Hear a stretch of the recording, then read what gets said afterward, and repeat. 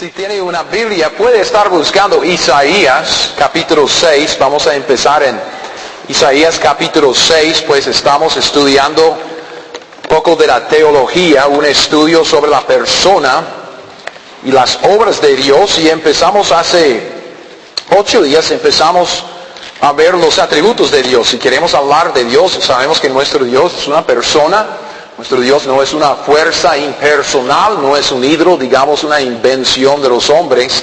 Nuestro Dios es una persona y debido a esto Él tiene ciertas características que uno podría llamar atributos. Ahora, hemos dividido estos atributos en dos grupos generales. Ustedes saben, recuerdan cuáles eran. Incomunicables, los atributos incomunicables y los atributos comunicables. Entonces, tenemos que aumentar un poco el vocabulario. Eso solo es decir que Dios es único, Dios siendo el Dios eterno e infinito, Él tiene ciertos atributos que no comparte, no comunica con nadie más. Entonces, esos atributos como su omnipresencia, su omnisciencia, su omnipotencia, presencia, potencia, eso. Es que Dios es un ser único. Sin embargo, Él nos hizo a nosotros a su imagen conforme a su semejanza, ¿verdad? Eso en Génesis 1:26. Y en ese sentido, Él comunicó con nosotros, Él compartió con nosotros, pues, algunos de sus atributos. Por supuesto, el grado en que vemos esos atributos en nosotros es mucho menos, infinitamente menos, que vemos en Él. Entonces, cuando hablamos, digamos, esta mañana, por ejemplo, vamos a hablar de que Dios es santo, ¿verdad? ¿Ok? Él quiere que nosotros también seamos santos. Sed santos como yo soy santo, dice Jehová. Pero nuestra santidad es infinitamente menos en la santidad de Dios. Entonces, cuando estamos estudiando esos atributos, vamos a empezar a ver los atributos comunicables de Dios esta mañana. Y creo que, si Dios permite, terminarlos de hoy en 8, tenemos que entender que cuando vemos esos atributos en Dios, sí, claro, Él nos ha compartido esos atributos con nosotros, pero es un grado muy limitado. Entonces, es un estudio sobre Dios y no tanto sobre nosotros. Es un estudio para que nosotros conozcamos a quién es nuestro Dios, que conozcamos a Dios en la Biblia conforme a la revelación que Él nos ha dado. Y una cosa más que quisiera decirles para tratar de ayudarles a entender a Dios o entender un poco de lo que la Biblia dice acerca de Dios, es que esos atributos, cuando estamos estudiándolos, estamos sacándolos uno por uno, ¿verdad? Y lo hacemos porque nosotros somos seres humanos. Tenemos que hacerlo para entender cada atributo. Pero lo que tiene que entender es que Dios es el conjunto de todos. Y no es que hay un atributo que se destaca más que el otro. Eres el conjunto de todos. Entonces, cuando usted dice, como esta mañana vamos a estudiar la ira de Dios, que ese es uno de sus atributos. Es un Dios airoso a veces. Entonces, su ira, tenemos que entenderla. Y a veces tenemos la tendencia de ver a Dios en el Antiguo Testamento como el Dios de la ira, ¿verdad? Y cuando por dicho llegamos al Nuevo Testamento es el Dios de amor.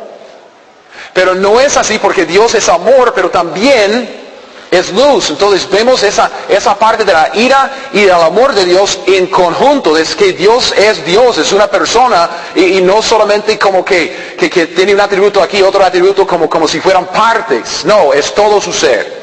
¿Ok? Todo su ser. Entonces entienda que aunque vamos a ver ciertos aspectos de la persona de Dios, tiene que armar ese rompecabezas y ver a Dios en su totalidad. Porque Dios, como vimos hace 8 días, Dios es inmutable, Dios no cambia. Dios no cambia. Aunque a veces vemos a Dios actuar de maneras diferentes en la Biblia, ¿saben? Usted dice, la ira de Dios y el amor de Dios. ¿Cómo es que Dios cambia de ser del Dios airoso a ser el Dios de amor? No, Dios no cambia. ¿Sabe lo que cambia? El hombre. El hombre se arrepiente. El hombre pone su fe en Cristo Jesús. Y ya en vez de recibir la ira de Dios, recibe el amor de Dios. Entonces, solo tenga esto en mente.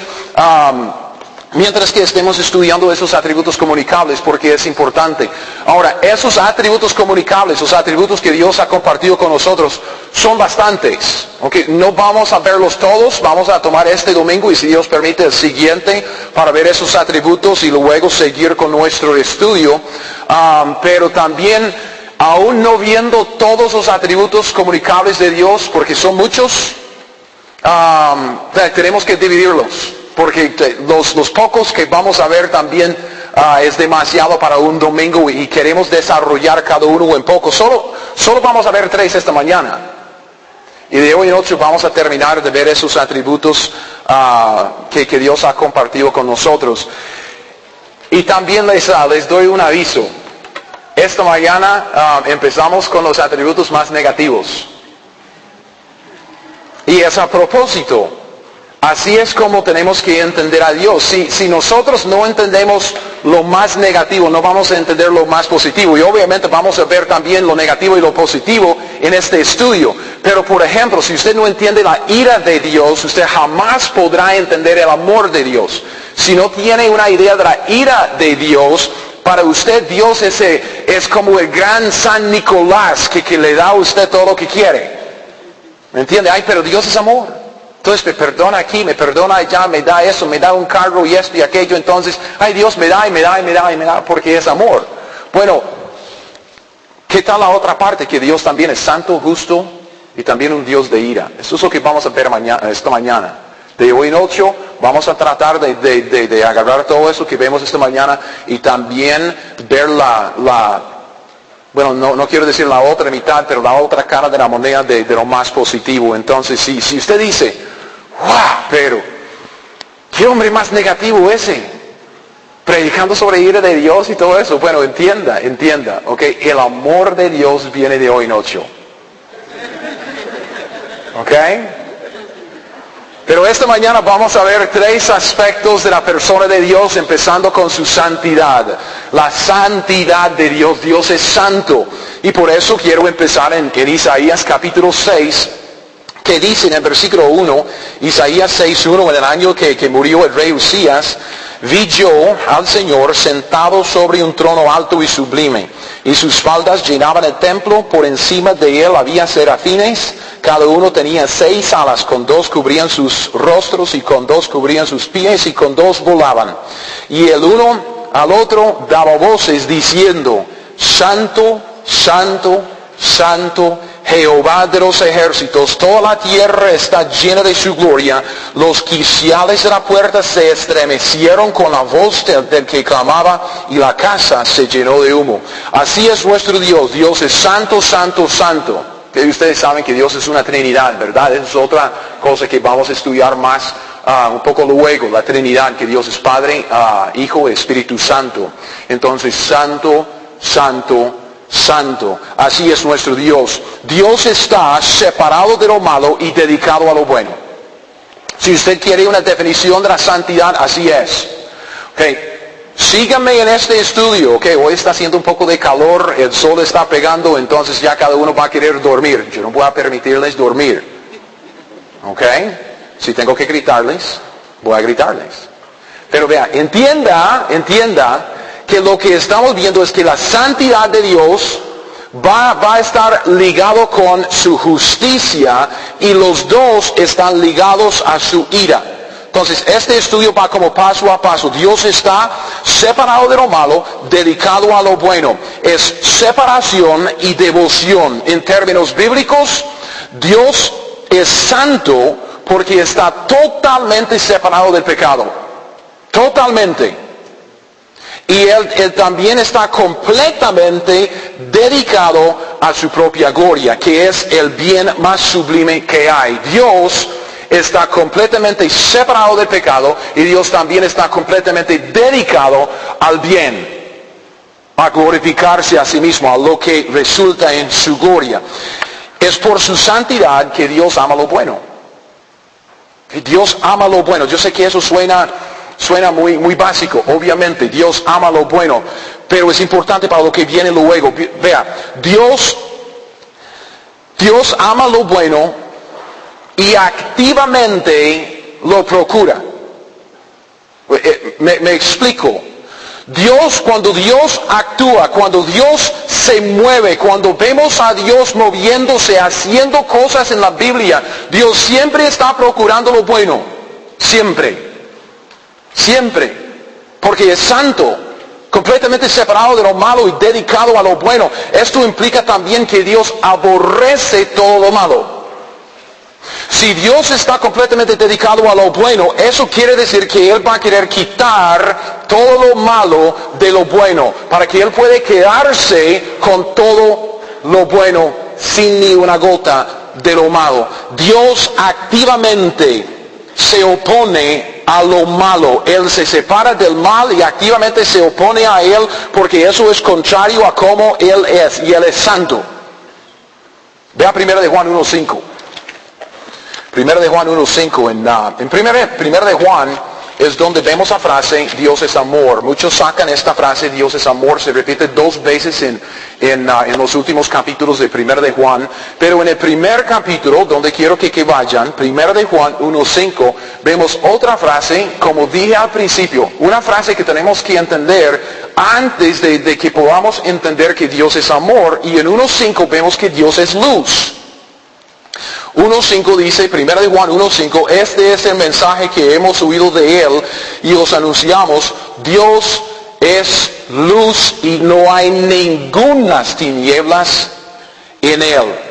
Vea, esta es la naturaleza de Dios. Dios es luz, no hay tinieblas en Él. Su naturaleza hace huir todo lo malo. Si usted prende la luz, piénselo así, usted prende la luz en un cuarto oscuro, las tinieblas huyen, la luz infunde el cuarto y hacen huir, que es que como que se oponen a la oscuridad. Eso es nuestro Dios. Donde está Dios hay luz, no hay tinieblas.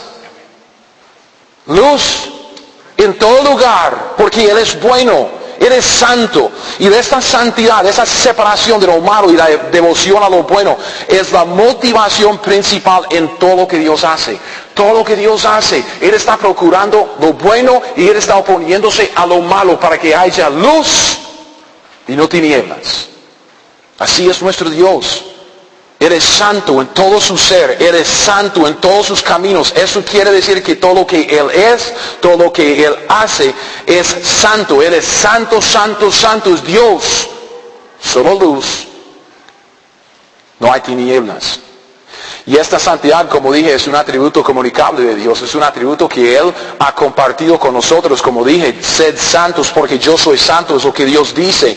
Dios quiere que cada ser humano se separe del mal para dedicarse al bien, para la gloria de Dios, para la gloria de Dios en Cristo Jesús. ¿No es este el mensaje que predicamos en el Evangelio?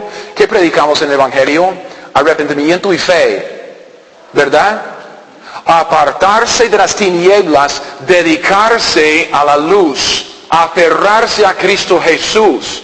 Es separarse de lo malo y aferrarse a lo bueno, Cristo Jesús. Esto es lo que Dios quiere. Él quiere que cada uno sea santo en Cristo por la salvación. Pero además, siempre estamos en 1 de Juan. Sigamos leyendo. Porque vemos en 1 de Juan 1:5 que Dios es luz, no hay ninguna tinieblas en Él. Después de la salvación, eso es exactamente lo que Dios quiere para nosotros. Él quiere que crezcamos en la santidad, que no nos estanquemos en esto. Dice en el versículo 6, si decimos que tenemos comunión con Él y andamos en tinieblas, mentimos.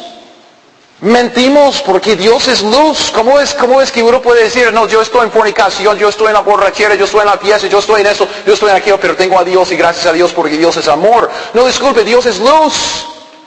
Antes que dice que es amor, dice que Él es luz. Y si nosotros andamos en tinieblas, no estamos en la luz. Ok, entonces si decimos que tenemos comunión con Él y andamos en tinieblas, la Biblia dice que mentimos y no practicamos la verdad. Pero, versículo 7, si andamos en luz, como Él está en luz, tenemos comunión unos con otros, y la sangre de Jesucristo, su Hijo, nos limpia de todo pecado. Es andar con Dios, andar de acuerdo con Él, andar en la luz de la palabra de Dios, andar en la luz de la santa voluntad de Dios. Es hacer lo que Dios quiere que hagamos, es dedicarnos a lo bueno, dedicarnos a la voluntad de Dios, separarnos completamente del pecado. Separarnos completamente del pecado. Es por eso que muchos en el cristianismo insisten en que si hay algo cuestionable en su vida, y usted dice, ay, no sé si es pecado, si no es pecado, si es cuestionable, ¿por qué lo está haciendo? ¿Me entiende? ¿Puedo hacerlo? Bueno, esa no debería ser la pregunta. La pregunta debería ser, ¿qué es lo que Dios quiere que yo haga? Y si lo hago, no tengo tiempo para lo demás. Es andar en luz.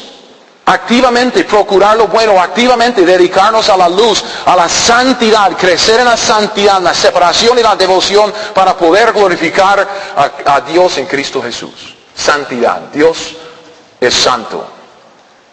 El segundo atributo de esta mañana que quisiera compartir con ustedes es la justicia de Dios. Ahora vamos a Génesis capítulo 18. Hay el primer libro de la Biblia, Génesis 18. La justicia de Dios. Dios nuestro, Él es justo. Justo. Ahora, este término justicia, mientras que esté buscando Génesis 18, este término justicia es un término legal.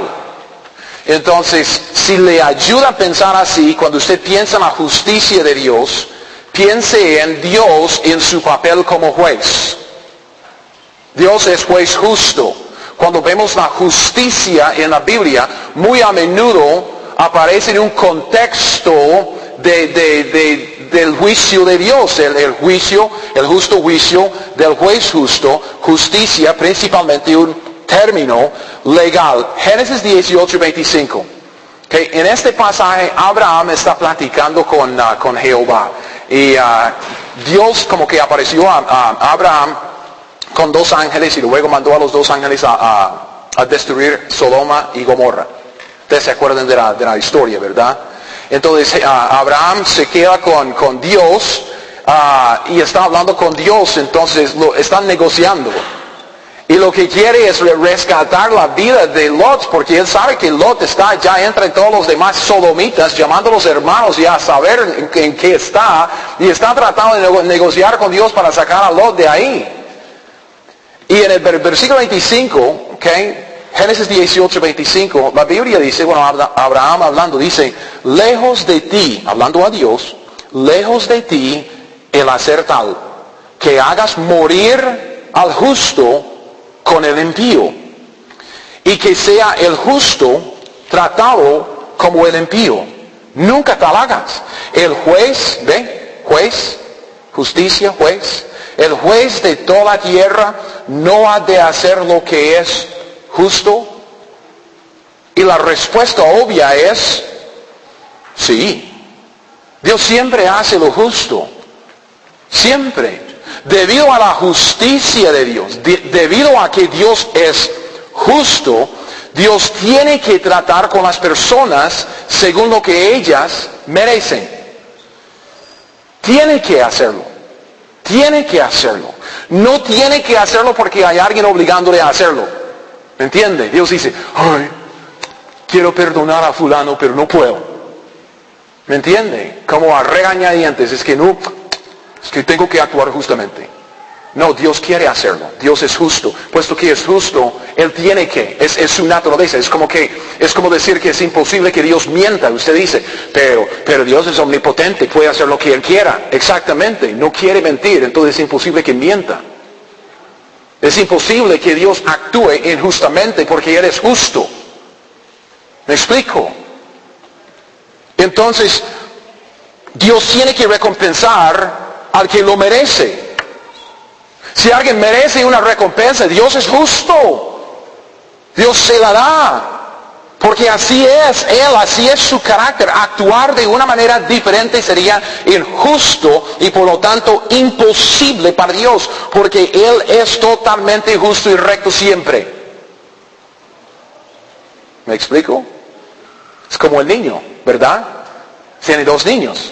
Se le da un confite a un niño, ¿qué es lo que quiere el otro niño? Quiere un confite. ¿Y cuáles son las palabras que siempre salen de la boca del niño? No es justo, ¿verdad? Porque es que él tiene un confite y yo no, porque es injusto. ¿Ve? Aún un niño entiende lo que es la justicia, bueno, en un grado limitado, ¿ok? Porque si uno recibe uno, el otro debe recibir uno también, porque eso es justo, es justicia. Es por eso que en una sala de justicia usted siempre tiene una estatua de una mujer ya con balance. Justicia. Es que es recto, que es justo. Esa es la justicia. Entonces, si alguien merece recompensa, Dios tiene que dársela. Así es su naturaleza. Pero por el otro lado, Dios tiene que castigar al que lo merece. Dios tiene que actuar de una manera diferente, sería dejar de ser justo. Tiene que castigar al que lo merece. Si no lo hiciera, no sería justo, más bien sería injusto, y Dios no es malo. No hay tinieblas en Él. Dios es justo. La justicia de Dios excluye todo tipo de favoritismo. Y no es eso lo que a veces pensamos cuando hablamos con la gente en la calle. Cuando usted testifica a un amigo, a alguien de la familia, ¿qué es lo que pasa? Usted dice, ¿es usted una buena persona? Ah, pues, sí. Y lo que acaba de hacer, cuando usted le hace la pregunta, es poner a alguien malicísimo a la par de sí mismo para medirse. Ah, bueno, ahí está Hitler. Y él mató a 6 millones de judíos de sangre fría. Yo no he hecho eso. Entonces tengo que ser bueno, ¿verdad? Bueno, no es así. Vea, no hay favoritismo. Dios juzgue a usted y a mí conforme a la misma medida que juzga a Hitler. Y es la ley moral. Es la ley del carácter de Dios. En vez de ponernos a la par de Hitler, ¿saben? Nos pone a la par de sí mismo, a la par de Dios mismo. Porque Dios es luz. No hay tinieblas en Él, no va a haber tinieblas en su reino. Él no permitirá de entrar ni una tiniebla, ni una gota de pecado, de lo malo en su reino. Es por eso que la Biblia dice que todos los mentirosos tendrán su parte en el lago de fuego. Es lo que uno merece por haber violado la ley moral que Dios escribió en su corazón. Nosotros sabemos que es malo mentir y lo hemos hecho. Sí o no. Claro que sí. ¿Cuántas veces hemos actuado solo pensando en mí mismo en vez del otro? Eso no es amor. Eso es egoísmo, egocentrismo. Dios no es así. Eso es idolatría. Entonces Dios es infinitamente justo. Le da a cada uno lo que merece. Ni más, ni menos. Sin ningún favoritismo. La justicia de Dios entonces, por supuesto, se manifiesta más claramente en ¿dónde? En la cruz de Cristo Jesús. Si nosotros queremos entender la justicia, tenemos que fijarnos en la cruz de Cristo. Vea, es imposible porque Dios no es injusto, es imposible que Dios simplemente perdone al impío. ¿Cómo decir? Ah, bueno, no, está bien, tranquilo. Lo amo. Vamos a olvidar esto. ¿Me entiende? Nosotros sabemos que eso es malo. ¿Qué es lo que decimos nosotros cuando lo vemos? Cuando vemos algo así en las noticias o en el periódico, que un juez tiene por delante un primo. Y el primo es un narcotraficante, es un malhechor, es un asesino, sicario, de todo. Y dice, ah, bueno, es que por algo que la policía hizo mal, él puede ir libre. Y todo el mundo dice, pero es injusto. Y lo sabemos. Es injusto. Entonces, ve a Proverbios 17:15. ¿Okay? Proverbios 17:15. Y quiero decirles que el pensamiento que sigue no es el mío. Se lo robé a Salem. Entonces, lo siento mucho. Tal vez se puede predicar el mensaje luego, pero hoy pues se lo robé porque es buenísimo.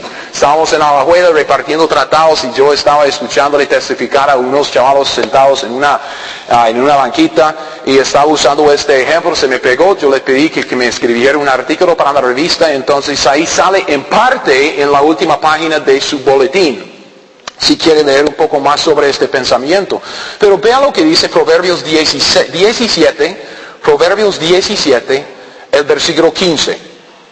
La Biblia dice, Proverbios 17:15, el que justifica al impío y el que condena al justo, ambos son igualmente abominación a Jehová. Dios no puede justificar al impío. ¿Quién es el impío? Es el que ha desobedecido a Dios. Es el pecador. Es el que ha pecado. Es cada persona que está hoy aquí en este edificio. Usted es un impío. Yo soy un impío. ¿Por qué? Porque hemos actuado impíamente. Dios no puede justificar al impío. Justificar al impío sería una injusticia. El impío, el injusto, tiene que recibir castigo y no recompensa. Dios es juez justo. Honestamente, Dios es el único juez justo.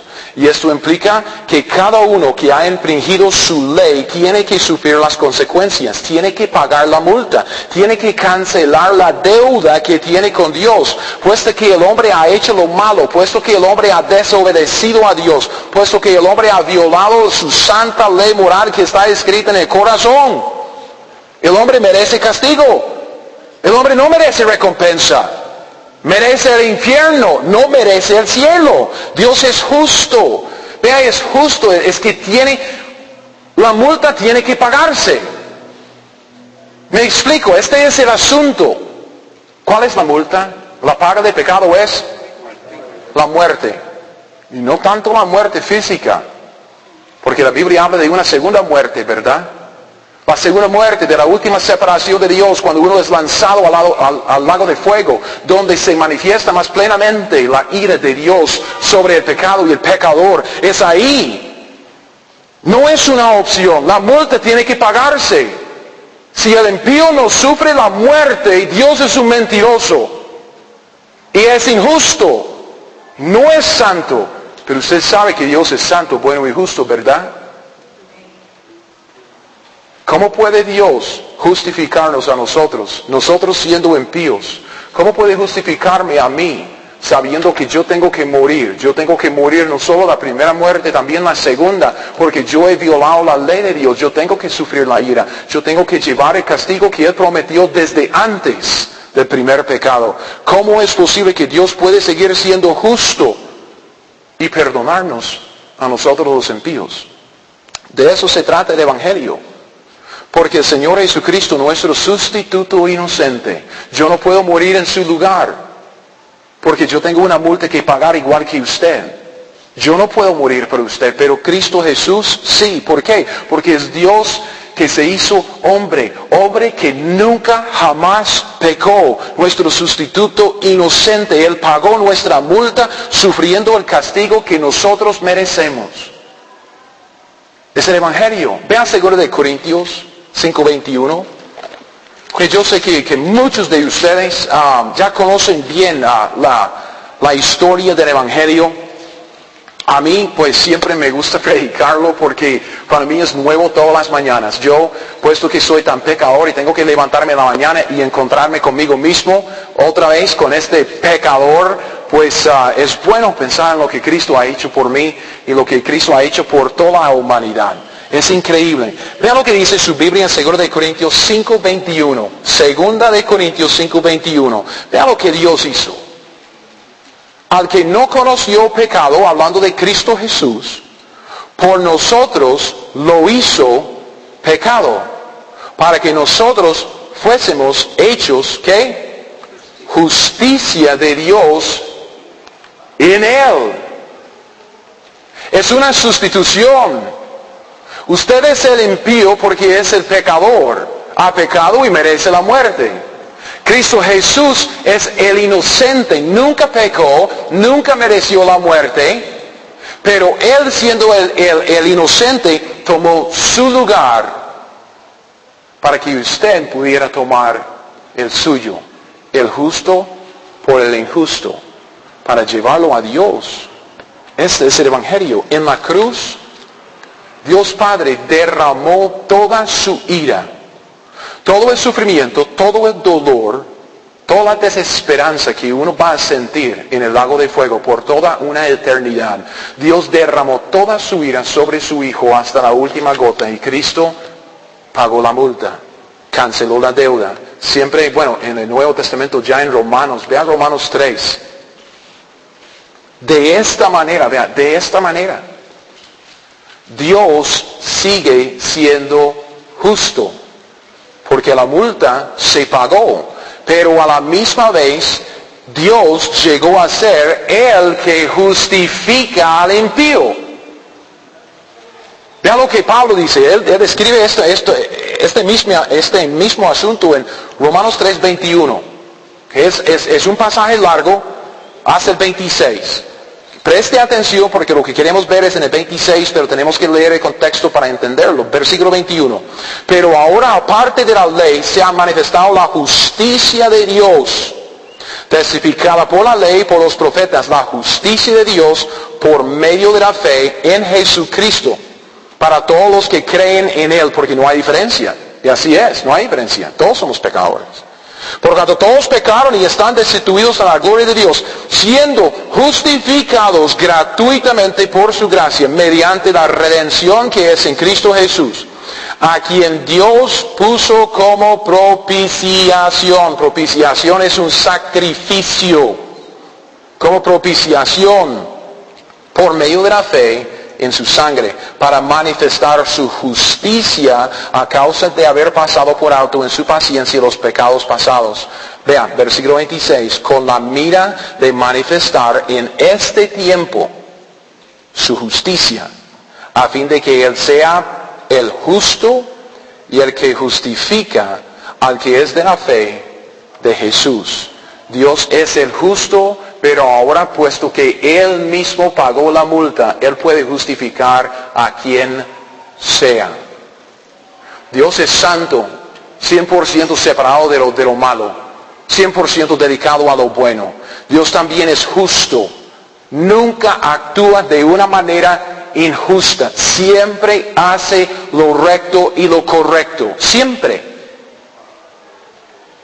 Y en tercer lugar, esta mañana, eso es lo que nos va a llevar a nuestra aplicación práctica para hoy. Tercer atributo de Dios es la ira de Dios. La ira de Dios. Hemos visto su santidad, su justicia. Y ahora tenemos que hablar de su ira. Ahora, cuando hablamos de la santidad de Dios, uno puede decir Dios es santo. Cuando hablamos de la justicia de Dios, podemos decir Dios es justo. Cuando hablamos de la ira de Dios, ¿sabe? No hay mejor manera de decirlo de esta manera. Y yo puedo decirle cómo describo la ira de Dios. Y luego espero que sean pacientes conmigo para que pueda explicarme.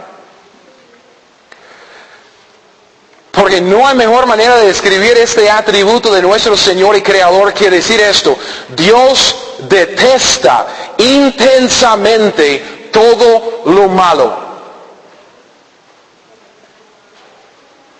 Dios detesta intensamente todo lo malo. La ira de Dios es la manifestación de su aborrecimiento de todo lo que no es santo, bueno y justo. Lo aborrece. Vea Hebreos 1:9. Hebreos 1:9. ¿Ok? Y como dije, tenga paciencia. Déjeme explicarme y luego llega a su propia conclusión si yo tengo la razón en lo que estoy tratando de mostrarle en la Biblia, pero siempre sabiendo que la Biblia es nuestra autoridad final. Hebreos, el libro de Hebreos, capítulo 1, versículo 9. En Hebreos 1:9 vemos una comparación. Y dice, hablando acerca de Cristo Jesús, has amado la justicia. Obviamente Dios ama la justicia, ¿verdad? Y aborrecido la maldad. Ahí está. Por lo cual te ungió Dios. Para Dios eso es bueno, correcto y Dios valora esto. Por lo cual te ungió Dios, el Dios tuyo, con óleo de alegría más que a tus compañeros. Vea, si Dios ama lo santo, si Dios ama lo justo, si Dios ama lo bueno, Él tiene que, por naturaleza, detestar y aborrecer todo lo contrario. Ahora viene lo más pesado. Esto quiere decir que Dios detesta intensamente al pecador. Tenemos que entender esto. Permítanme el tiempo, 10 minutos más para explicarlo, que por supuesto Dios tiene amor para con el pecador. Dios quiere amarlo, obviamente lo vemos en la cruz, el deseo de Dios, su anhelo es mostrar su amor, está dispuesto a amar a quien sea que todavía esté en la tierra respirando. Pero en su condición natural y su condición pecaminosa, el hombre no goza del amor de Dios. Que obviamente Dios detesta el pecado. Creo que nosotros estamos de acuerdo en esto. Dios detesta el pecado. Ese es el acto de infringir su ley. Ese es el acto de desobedecerle a Dios, de hacer lo malo. Pero el pecado, y esto es lo que tenemos que entender, el pecado, el acto, no existe en un mundo aparte, aislado de del que lo cometió. Muchos quieren decir que Dios detesta el pecado, pero ama al pecador. ¿Cuántos hemos oído esto? Que Dios aborrece el pecado, pero ama al pecador. Antes de meternos en los versículos que quiero mostrarles, voy a tratar de explicar, de ilustrar cómo es ese pensamiento. Porque vean, si solo pensamos en lo que eso implica, Dios detesta el pecado, ama al pecador. Si es así, Dios es el peor perverso y torcido que hay en esta creación. ¿Ok? Pensando en eso, esto de aborrecer el pecado, amar al pecador, sería como nosotros detestando la violación de una niña sin detestar al que la violó. Todavía queda un poco más de entendimiento, porque uno dice, pero en Cristo debemos amar al que... Ok, espere. ¿Cuál padre se sentará con el hombre que acaba de violar a su hija de 7 años de edad para tomar café con él y platicar sobre los partidos de fútbol del fin de semana, mientras que su hija acaba de recibir la violencia más perversa en el mundo? ¿Me explico? ¿Se me entiende? Si nosotros decimos que Dios ama al pecador, pero detesta solo el pecado, eso es nuestro Dios. Porque nosotros ni siquiera podemos entender qué tan grosero, qué tan violento es el pecado delante de nuestro Dios santo y justo. Aún el peor pecado, como acabo de describir, no es suficiente para describir qué tan asqueroso es nuestro pecado delante de Dios. ¿Y usted cree que un padre podría sentarse todo amando a ese hombre que acaba de hacer tal violencia a su hija? No, qué perverso y torcido sería un padre así. ¿O me equivoco? Pero eso es exactamente lo que estamos diciendo con el dicho, Dios detesta el pecado, pero ama al pecador. Yo les pregunto, ¿es nuestro Dios así? ¿Es Dios tan torcido y perverso? No, Señor. Oh, no. No, Dios es santo, Dios es justo, Dios es bueno. Y por lo tanto, el que aborrece el acto, el que aborrece el pecado, tiene que aborrecer también al que actuó, el pecador. Si no, no sería justo. Más bien sería un perverso y un torcido, como el Padre de nuestro ejemplo. Ahora, Deuteronomio. Tengo varios versículos, si quiere apuntarlos bien, pero quiero mostrarles en ambos testamentos el testimonio de la Escritura de esto. Deuteronomio capítulo 9, los versículos 7 y 8. Deuteronomio 9, capítulo 9, versículos 7 y 8. Cuando los israelitas pecaron contra Dios con el becerro de oro, ellos salieron de Egipto, sabemos la historia, siempre rebeldes, y ya su rebelión llega al colmo con ese becerro de oro. En Éxodo 32 se encendió la ira de Dios contra ellos, y Moisés en Deuteronomio 9, 7 y 8 se refiere a ese evento. Vea lo que dice la Escritura, Deuteronomio 9, versículos 7 y el 8 después. Acuérdate, no olvides que has provocado la ira de Jehová tu Dios en el desierto, desde el día que saliste de la tierra de Egipto hasta que entrasteis en este lugar. Habéis sido rebeldes a Jehová. En Horeb, ese es monte Sinaí, provocasteis a ira a Jehová. Y véalo, se enojó contra Jehová, se enojó Jehová contra, ¿qué dice? Vosotros, para destruiros.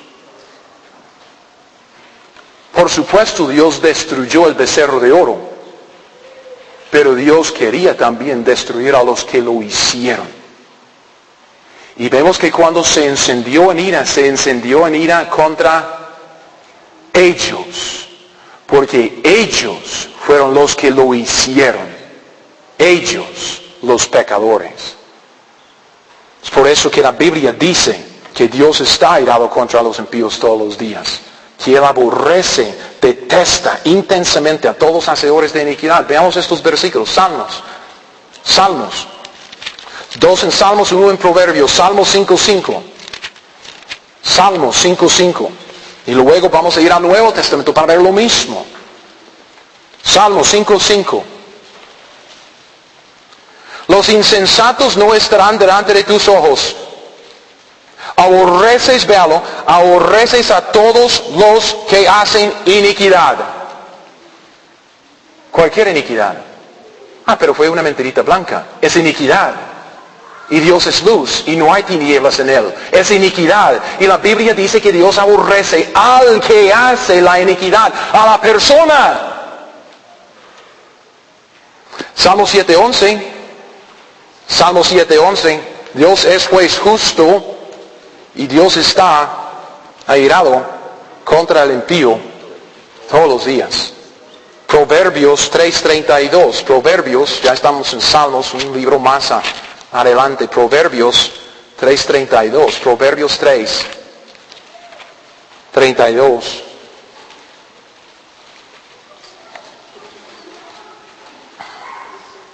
Proverbios 3:32 dice, porque Jehová abomina al perverso, mas su comunión íntima es con los justos. Justo, sin ninguna injusticia, sin ningún pecado. Solo en Cristo, hermanos, solo en Cristo, solo en Cristo. Dios es inmutable, ¿verdad? Dios no puede cambiar. No estamos hablando de Dios del Antiguo Testamento y el Nuevo. Vea lo que dice Juan 3:36, porque vemos el mismo testimonio aún en el Evangelio del apóstol de amor. Este es del apóstol que escribió las palabras, Dios es amor, luego en su primera epístola. Pero ahora vamos al Evangelio según San Juan, capítulo 3, versículo 36. Juan 3:36 dice, el que cree en el Hijo tiene vida eterna, pero el que rehúsa creer en el Hijo no verá la vida, sino que la ira de Dios está sobre su pecado.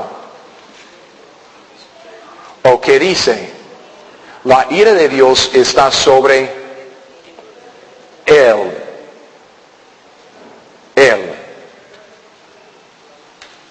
Romanos 2:5. No hemos terminado. Romanos 2:5. Romanos 2:5. Pablo dice, pero por tu dureza y por tu corazón no arrepentido atesoras para ti mismo ira para el día de la ira y de la revelación del justo juicio de Dios. Dios es santo, justo y por lo tanto detesta todo lo malo.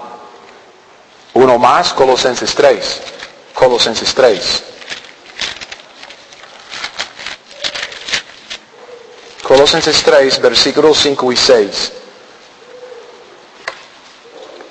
Dios detesta el pecado, obviamente, pero también la Biblia dice que Él aborrece al pecador. Y por eso vemos que su ira viene sobre todos los que pecan, todos los que hacen lo malo. Colosenses 3, 5 y 6 dicen, haced morir pues lo terrenal en vosotros. Y saca una lista: fornicación, impureza, pasiones desordenadas, malos deseos y avaricia, que es idolatría, cosas por las cuales la ira de Dios viene sobre los hijos de desobediencia. Vean la diferencia, la distinción que Pablo hace. Él hace una diferencia entre el pecado y el pecador. Las cosas que ellos hacen es lo que trae la ira de Dios, la fornicación, la inmundicia, la avaricia, todas esas pasiones desordenadas. Eso trae la ira de Dios, las cosas que ellos hacen. Pero la ira de Dios viene sobre ellos. Ellos. Porque ellos lo hicieron. Ellos lo hicieron. Vean, el pecado nace en el corazón del hombre. El pecado se maquina, usted hace planes en la mente para pecar. Y luego el pecado se lleva a cabo por sus propias acciones y decisiones. Usted no puede aislar el pecado lejos del pecador, porque el pecado no existe en un mundo aparte del pecador. El pecado existe porque hay un pecador. No es el pecado que merece el castigo, es el que lo hizo. ¿Y sabe lo que yo digo? Gracias a Dios que en Cristo somos salvos de la ira de Dios. Usted sabe. Usted sabe. Romanos 5:8, veanlo. Tanto que podríamos decir de eso, pero gracias a Dios por su gran misericordia, por su gran amor, que en Cristo Jesús somos salvos de la ira de Dios. Romanos 5:8, mas Dios muestra su amor para con nosotros, y que siendo aún pecadores, Cristo murió por nosotros. Pues mucho más estando ya justificados en su sangre, por Él seremos salvos de la ¿qué? De la ira de Dios, porque si siendo enemigos fuimos reconciliados con Dios por la muerte de su Hijo, mucho más estando reconciliados seremos salvos por su vida. Como creyentes en Cristo ya no tenemos que temer la ira de Dios, porque nuestro Salvador Jesucristo sufrió toda la ira que nosotros merecemos. Cuando Dios llenó la copa de su ira, Cristo lo tragó todo hasta la última gota. No hay más ira en Cristo para nosotros, solo hay amor incondicional. Dios ya no tiene más ira para los que estamos en Cristo. Nosotros estamos en el amado, y en el amado somos aceptos. En el amado gozamos del amor incondicional de Dios, gozamos de Dios, nuestro Padre, que nos ama. Los cristianos debemos vivir con el corazón lleno de agradecimiento y adoración para nuestro Dios. ¿Cuántas veces nos hemos molestado con Dios? Sea honesto. A veces yo me molesto. Y yo estoy poniendo tanto porque sembrando tanta semilla. ¿Por qué es que, sabe? Si Dios no me diera ni una cosa más en toda mi vida y en toda la eternidad, lo que yo tengo en Cristo es suficiente.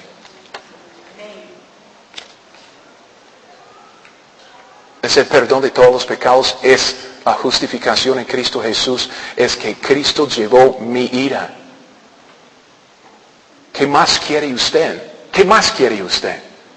Carro nuevo, buena salud, por favor. El Evangelio no es tan barato. Debemos agradecerle y alabarle a Dios. Vea en primer lugar por su gran paciencia. 22 años. 22 años.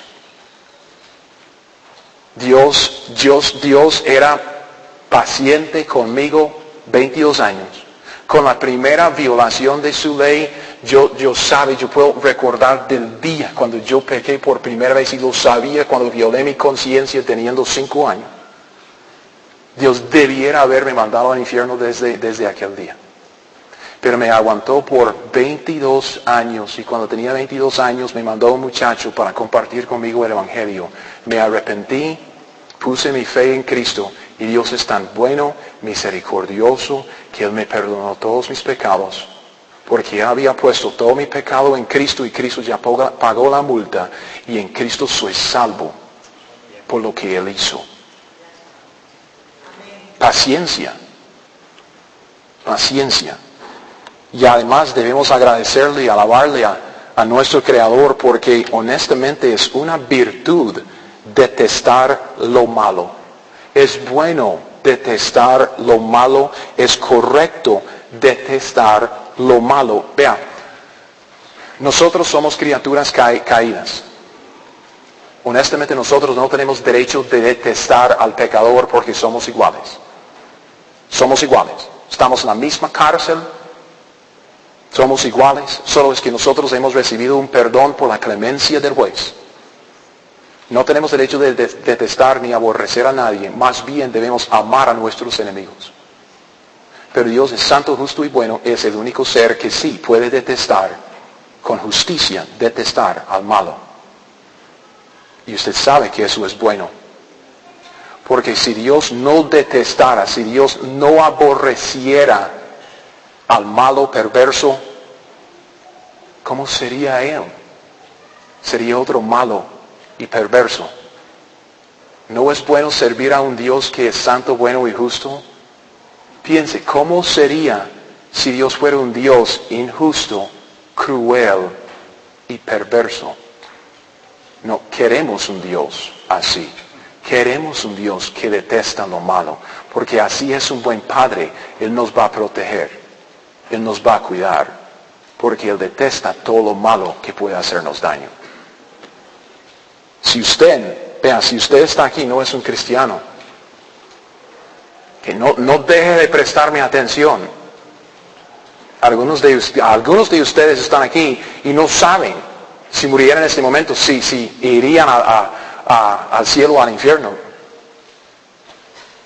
Lo que tiene que entender son las cosas que hemos visto esta mañana. Dios es santo. Él está completamente separado de lo malo. Eso quiere decir que Dios está completamente separado de usted. Porque usted es malo. Igual que yo, igual que todos los demás. Dios está completamente dedicado a lo bueno. Activamente procura lo bueno. Activamente se opone a lo malo. Es por eso que se opone a lo malo que usted hace. Y procura activamente convencerle a usted de su pecado, de la justicia de Dios y del juicio por venir. Si usted quiere prestarle atención, es asunto personal, pero Dios está trabajando en su corazón. Segundo lugar, entiende que Dios es justo. Él es completamente recto en su trato con usted. Si usted ha hecho algo malo, aún algo que le parece a usted algo insignificante, Dios es tan santo, bueno y justo, que va a traerlo todo a juicio. Y es un justo juicio. Entienda la ira de Dios, que Dios detesta intensamente tanto el pecado como al pecador, pero es tan bueno, Él es tan benigno, Él es tan misericordioso, que Él mismo, Jesucristo, Dios en la carne, sufrió esta ira que usted merece. Y Él es paciente y está esperando que usted se arrepienta y crea en su Hijo Jesucristo para ser salvo y glorificarlo en una vida santa y piadosa. Pero su paciencia tiene fin. La paciencia de Dios se va a acabar un día. Entonces, no espere. No tiente al Dios santo, bueno y justo. Hoy es el día de la salvación. Arrepiéntase, ponga su fe en Cristo. No puedo decir más, porque así es entendible. Si quiere hablar más, hable conmigo después del servicio. si lo entendió, vaya, busque un lugar en privado para arreglar cuentas con el Dios que usted ha ofendido, porque Él se opone a usted, está airado contra el impío todos los días, y usted debe ir allá quebrantado, temeroso, sobre sus rodillas, clamándole por favor, por clemencia, perdón en Cristo Jesús. Solo en Cristo hay justicia y salvación.